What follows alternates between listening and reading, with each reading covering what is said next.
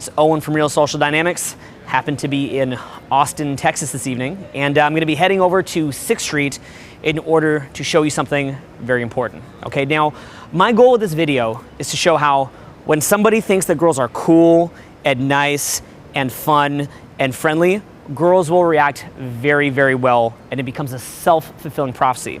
Now conversely, when somebody thinks that girls are mean and judging them and cruel or evil or superficial, then that also becomes a self-fulfilling prophecy, and they find evidence to believe that belief. The reason that I want to show this is because I think there's basic mistakes that guys make where they have a rough time with women, and then what happens is that they gather more and more evidence of this horrible belief about women that they have, and then they get very angry at women and they go fucking nuts. Now, obviously some guys are so fucking nuts that it's beyond any kind of issues that I'm talking about. That's a whole different level, but in many cases, guys just get very frustrated and negative outlooks towards women that are highly inaccurate based on self-fulfilling prophecies. And the most messed up thing about this of all is there's no shortage of other butthurt, angry guys to dwell on this with, to rile yourself up with on this. And when you're all getting evidence of it because it's a bad self-fulfilling prophecy and the evidence is mounting up, then you begin to believe it, and you can't believe that any other reality could exist. I believe that guys get in this headspace simply because they don't know what they're doing. And 3 common mistakes that I see where they can't even get someone to even fucking talk to them. They're totally socially isolated. I'm going to name them now. One is they're trying to gather evidence unconsciously of their fucked up beliefs. So if you believe women don't want to talk to you, you approach in such a way that's not actually wanting them to stop and talk to you. So you'll approach them kind of meek, not clear in your intention, not really wanting them to stop, kind of half-heartedly. That's number one. The other is you can't be yourself because you think you're not good enough. So you approach either overly aggressive or too meek. Okay, so it's like, oh shit, this is either I've got to be the super aggressive guy, or I've got to be this meek guy, because I can't just be good enough as me. And then the last one is sitting around dwelling on it too long, getting in your head. One approach goes bad, you take it totally fucking personally, and then you just, you get all fucked up over it, right? And what you got to do is not take it personally and keep going, okay? So I'm just going to show some demonstrations of how guys do this wrong, and then they gather all this fucking evidence, and then they believe it, and then I'm going to show some experience of how to do it right, okay? So let's check this out. Okay. Oh my God, it's because I'm not good looking enough. I'm a bad person. Guys can't get girls. It can't happen. Oh my fucking God, okay? Hi. Nice to meet you. You don't want to talk to me? Do you think I'm a bad person? Do you only date good looking guys and like brutes? Like what? I'm too gross? Oh my God, it's because I don't look good enough. I'm a bad person. I'm a piece of shit, and women are evil. Nice to meet you. Nice to meet you. How are you?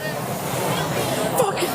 So see, again, self-fulfilling prophecy. I believe it. It's like I'm so attached to my beliefs that women don't like me that I'm just finding more and more reasons to make it true. But not for you. Then walk around, all in your fucking head. Walk around in your head. I don't care. Nope, she's taken. I'm so sorry. I can take it personal. My mood goes down. I'm getting in a worse and worse mood. And now I'm hesitating, right? And then the guys will start to hesitate. So, they see a girl here and they'll be like this. Watch, they hesitate. They're like, hesitate. Now the reality is important because hesitation breeds excuses. So my choice at this point is I can sit around wandering.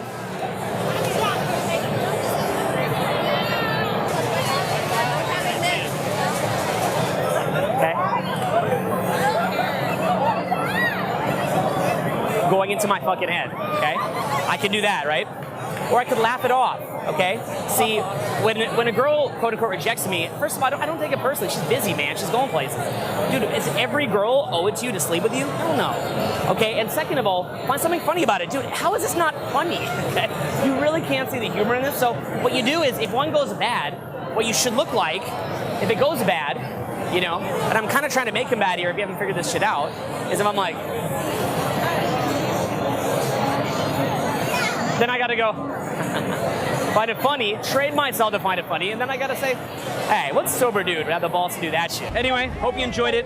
Again, basic gist, do real approaches. Most people aren't doing real approaches. They're doing these half-hearted approaches that almost unconsciously they're hoping aren't gonna work. When you do talk, don't be overly aggressive, overly bold. or too meek? And lastly, as soon as you see the next approach, go into it. Yes.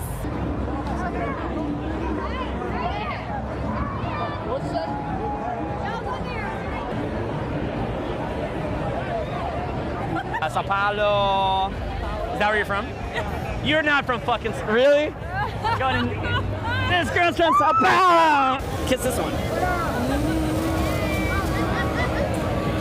Girls are not as mean as you think. That's a nice ass. It is really great. You gotta hit it. Okay, wait, come here. That. Now what? Look at this. Oh my god, my tits are hanging out of my shirt. Hi! Oh my god, what is happening? See this girl right here? Kiss her now. Do it. Kiss. Me. Right now. Okay. You like Definitely. meet each other. See your ass, spank it, turn around. Oh damn, That's good. Kiss. That's a good ass. Kiss. Just let me out. Kiss. Do it.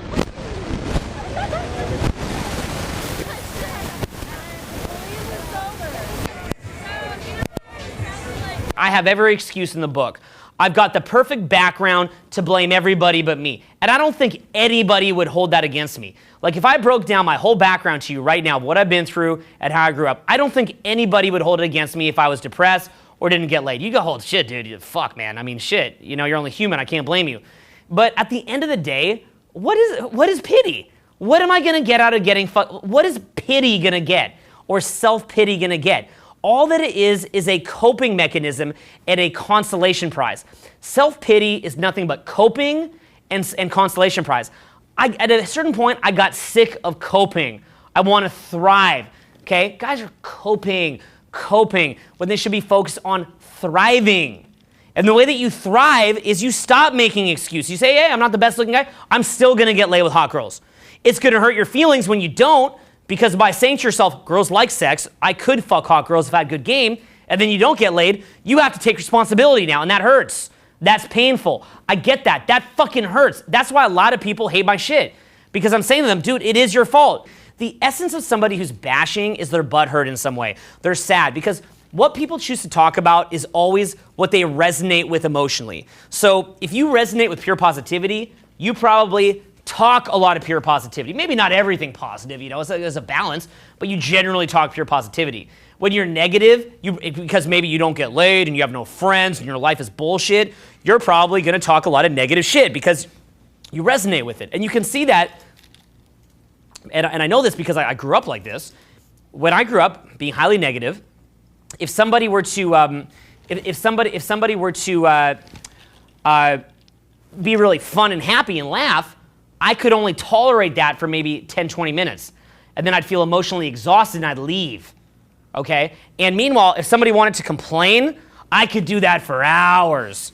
I could complain for hours and hours and hours and hours.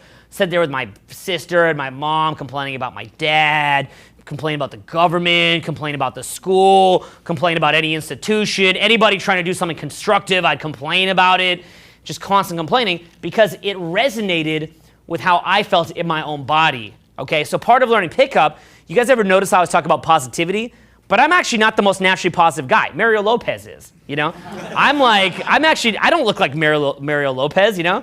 You ever see like those spiritual gurus that are like they look like that? I could never pull that off. You know what I'm saying? Like I'm one of those happy, you know, like I'm like spiritual gurus, like on the movie The Secret. Yeah, like I could never pull that off. I'd be like, hey, what's up? Like, you know, right? I can't pull that off. I'm not naturally like that. But I make the choice to be like that, okay? Or to try to be like that, to be positive. And the reason I did that, it was the same thing. Because I realized negative people are fucking butthurt losers most of the time. They're the losers in life. Like in life, there's winners and losers. The complainers typically are the losers. That's the consolation prize. Complaining is the consolation prize. It's the way that you feel better about your life sucking. Like Vincent Chase in the show Entourage, he's not just sitting there fucking complaining all day. He's just having sex with beautiful women and partying. He doesn't have time to complain. He's having too much fun. Guys slut shame women because they're not a part of it. If you're a part of it, are you sitting there slut shaming women? Or are you sitting there having fun? Okay? So you make the choice at a certain point, you make the choice to say, I'm going to take responsibility. Even in things like your career, you can say, it's kind of funny, you can say, you know what, it's a harsh world out there, man. It's the 1% versus the 99%. And the 1% go to private schools, and they get into private colleges, and they have all the opportunity, and their parents treat them better than me. And you know what? You're right. You're right. Every problem that you could describe in America is probably true. We all get it. It's probably true. But is that an excuse? Is that a reason not to succeed in your career? No, of course it's not. Because you could also look at it from, imagine somebody 1,000 years ago having this much opportunity. Why do things in life have to be easy? Why can't it be good that it's hard? Who cares? Like, who cares? Something's hard. Who cares? Like, so what? So what? If you have a hard time, so what? Just do it anyway. You know? See, the one thing that I always said that I had as a hard case that I think is different from a lot of hard cases, I think that I was so low down that I never expected better than what I was getting. I think a lot of hard cases, they struggle because they think they're cool, but they're not, so then they get depressed.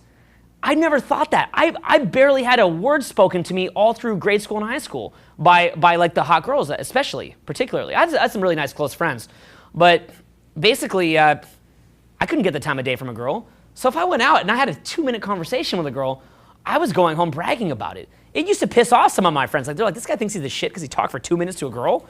You know, I was like, dude, that girl loved me. Because I was so excited. I thought it was so fucking cool that I even learned. Dude, I thought it was cool that I had the balls to enter a bar. I was like, I'm in a bar. Holy shit, you know? And like, guys complain because they're not getting laid right away, or they have a better looking friend that got laid easier. Meh. You know, like, I didn't care. You know, if I could get a conversation that lasted 10 seconds longer, I mean, that's a pretty hard thing to judge, but let's say that I felt like it was 10 or 20 seconds longer, or I got 1 or 2 more girls to open every night, I was excited. Is that there the best pizza place? She's gorgeous. Look at her. Look, she's nice. I like her. I'm taking her home tonight. There you go. I won't say nothing. No, wait, I might. What? I said I'm not saying nothing. Oh, wait, I might. Oh my No, god. but, like, y'all should come with me. Kiss first. Where y'all going? Hey. Yeah, let's do it.